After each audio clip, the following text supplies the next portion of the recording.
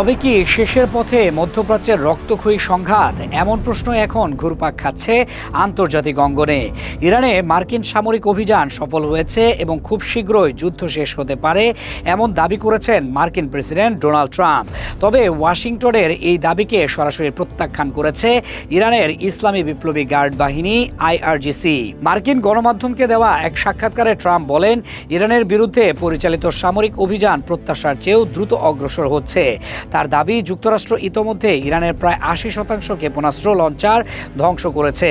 ফলে তেহরানের সামরিক সক্ষমতা দ্রুত কমে আসছে এবং যুদ্ধ খুব দ্রুত শেষ হতে পারে। ফ্লোরিডার ডোরালে এক সংবাদ সম্মেলনেও একই ধরনের বক্তব্য দেন ট্রাম্প। তিনি বলেন, যুক্তরাষ্ট্র নির্ধারিত সময়সূচির চেয়েও দ্রুত এগিয়ে যাচ্ছে।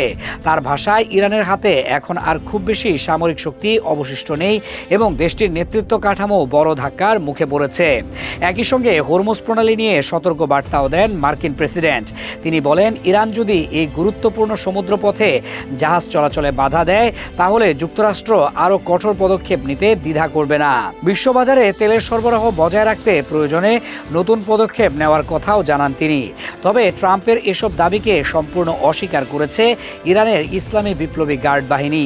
আইআরজিসির মুখপাত্র ব্রিগেডিয়ার জেনারেল আলী মোহাম্মদ নায়েই স্পষ্ট ভাষায় বলেন, এই যুদ্ধের শেষ কখন হবে তা নির্ধারণ করবে ইরান, যুক্তরাষ্ট্র নয়। তিনি আরও দাবি করেন, ইরানের গোলাবারুদ ফুরিয়ে যাওয়ার কথা বলে ট্রাম্প যে মন্তব্য করেছেন তা সম্পূর্ণ ভিত্তিহীন। এদিকে যুদ্ধ থামার কোনো স্পষ্ট লক্ষণ এখনও দেখা যাচ্ছে না। সংঘাতের 11তম দিনেও ইরানের বিভিন্ন স্থানে রাতভর হামলা চালিয়েছে যুক্তরাষ্ট্র ও ইসরায়েল। পূর্ব তেহরানে ক্ষেপণাস্ত্র হামলায় অন্তত 40 জন নিহত হওয়ার খবর পাওয়া গেছে। অন্যদিকে ইরানও পাল্টা হামলা জোরদার করেছে। বাহরাইন, কুয়েত এবং সৌদি আরবের বিভিন্ন স্থানে ড্রোন হামলার খবর পাওয়া গেছে। সৌদি আরবের আল খারজ অঞ্চলে 2টি ড্রোন প্রতিহত করার দাবি করেছে দেশটির প্রতিরক্ষা বাহিনী। সংঘাতের প্রভাব পড়েছে ইসরায়েল ও লেবাননেও। ইসরায়েলে হামলায় অন্তত 2 জন নিহত হওয়ার খবর মিলেছে। অন্যদিকে লেবাননে ইসরায়েলি হামলায় নিহতের সংখ্যা বেড়ে দাঁড়িয়েছে 486 জনে। এর মধ্যেই রাশিয়ার প্রেসিডেন্ট ভ্লাদিমির পুতিনের সঙ্গে ফোনে কথা বলেছেন ডোনাল্ড ট্রাম্প। প্রায় 1 ঘন্টার ওই আলোচনায় মধ্যপ্রাচ্যের চলমান সংঘাতের সমাধান নিয়ে আলোচনা হয়েছে বলে জানিয়েছেন মার্কিন প্রেসিডেন্ট।